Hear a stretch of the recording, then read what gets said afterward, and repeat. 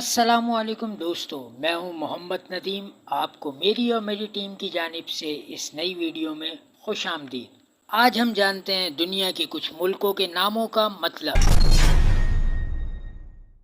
सबसे पहले मालदीव, जिसका मतलब होता है जजीरों की सल्तनत।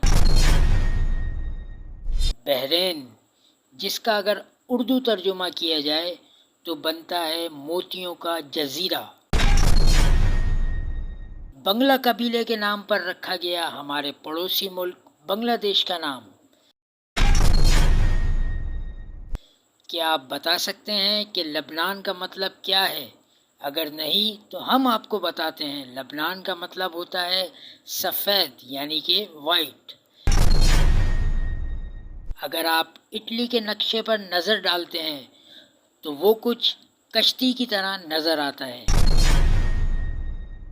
एक और मुल्क जिसकी बनावट नक्शे पर ऐसी नज़र आती है जैसे कि कोई चाकू हो, इस मुल्क का नाम इसराइल है। अब आप सोच रहे होंगे कि हमने अपने मुल्क पाकिस्तान का मतलब तो बताया ही नहीं, तो ऐसा कैसे हो सकता है? पाकिस्तान का नाम चौधरी रहमत अली ने 1933 में तख्लीक किया और इसके माने होते हैं पाक लोगों की सरजमीन। मज़ीद ऐसी मालूमाती वीडियोज़ देखने के लिए हमारे चैनल को सब्सक्राइब करें और इस वीडियो को लाइक करें। अल्लाह हाफ़िज़।